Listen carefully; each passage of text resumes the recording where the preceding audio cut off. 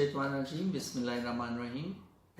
तमाम व्यूवर्स को अस्सलाम वालेकुम। मैं हूँ आसिफ रज़ा अपना तारीख़ी चैनल से। आज हम एक इंफॉर्मेशन आपसे शेयर करना चाहते हैं क्योंकि साल का एंड है। सबसे पहले तो तमाम दोस्तों को जो है नया साल मुबारक हो आने वाला, और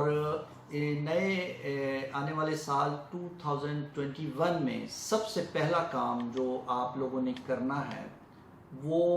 और उसके बेनिफिट्स क्या हैं, और 2001 में ख़ास तौर पे जो हमारा दिके रस्म रह दी थी या सत्य उसके हवाले से एक बड़ी अहम ख़बर है जिसको हम आपको बताना चाहते हैं। इन सब चीज़ों के कहने से पहले मैं आप लोगों से यही कहूँगा कि हमारा चैनल शेयर करें, उसको सब्सक्राइब करें और दूसरे दोस्तों को भी सेंड करें ताकि वो ये इन्फॉर्मेशन सब तक पहुँच सके। तो नया साल स्टार्ट होने के फ़ौरन बाद यानी कि 6-7 जनवरी को जब ओपन हो जाता है तो आप सबसे पहले अपॉइंटमेंट लें, अपना ईज़े रिन्यू करवाएं, क्योंकि तकरीबन अब 30 से 40% जो फैमिलीज़ हैं उनके जितने भी बेनिफिट्स हैं, जितने भी बोनसेस हैं, जो कुछ भी उनको इटालियन गवर्नमेंट ने देना है, उनका बेसिक जो है वो ईज़े से वो लेते हैं। जो आपकी आमदनी और ख़र्चे का एक कह लें गोशवारा है कि आपको टोटल आमदनी कितनी होती है इटली में और आपके अखराजात या आपकी फैमिली के हिसाब से आपके अखराजात कितने हैं, उनकी एक बैलेंस शीट टाइप बनती है। उसको आसान लफ्ज़ों में मैं कहूँगा।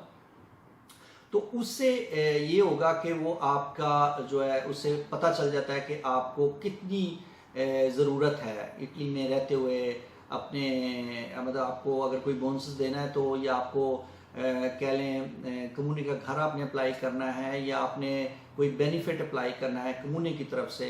या आपने अपने घरों के बिलों की मद में डिस्काउंट लेनी है, या आपने कोई भी ऐसी डिस्काउंट सेंट्रल या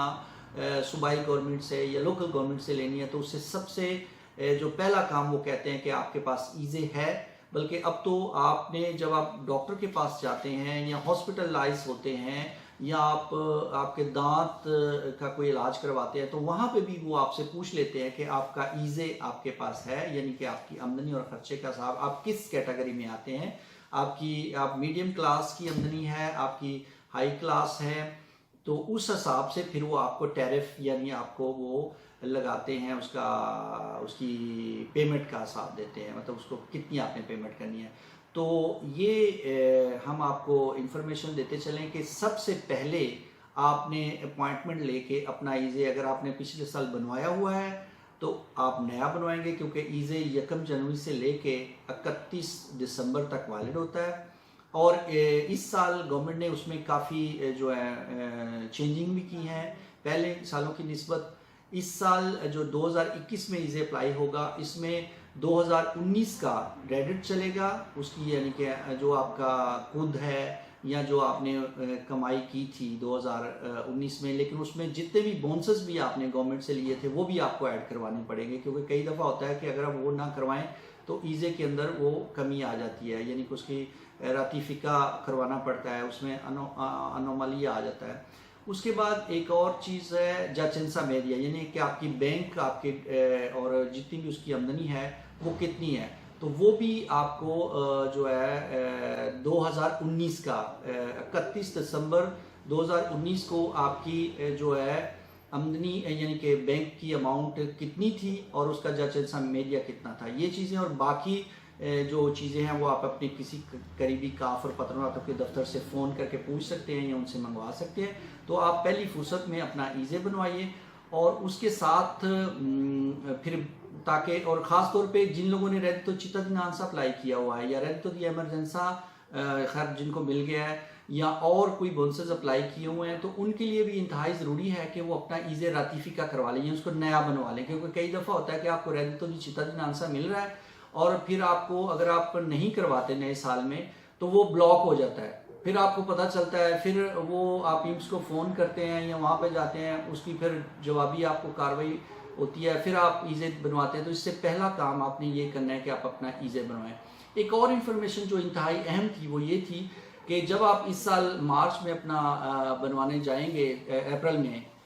جو 730 ہے یا دیکھے رسمی رہ دیتی ہے، تو اس سال تقریباً 90% لوگوں کو بنوانا پڑے گا، کیونکہ پہلے کچھ ورکر بنواتے تھے اور کچھ نہیں بنواتے تھے، لیکن اس سال چونکہ 80% ورکر جو ہیں وہ کاسا انٹیگراسیونے پہ گئے تھے، اور ان کا کاسا انٹیگراسیونے کا ایک کود جو ہے ایمس نے بنایا ہوگا اور ایک ان کا اپنا ہوگا، اس لیے ان دونوں کو جوائنٹ کر کے ورنہ آپ کو جرمانہ ہوگا۔ اور یہ انتہائی ضروری اور ایک اہم خبر تھی، کیونکہ بہت سارے دوستوں کو پتہ نہیں ہوتا، جن کا 2 کود ہوں ان کو لازمی اپنا 730 یا موڈیلو اونیکو بنوانا پڑتا ہے۔ تو یہ ہم آپ سے لازمی شیئر کرنا چاہتے تھے تاکہ آپ آنے والے وقت کے لیے اپنے آپ کو تیار کریں اور جرمانوں سے بچیں، اور یہاں کے جو قوانین ہیں ان کے حساب سے اپنے آپ کو دگوارے کریں یا اس میں ڈھالیں۔ تو آج کے لیے اتنا ہی، بہت شکریہ، پھر ملیں گے، اللہ حافظ۔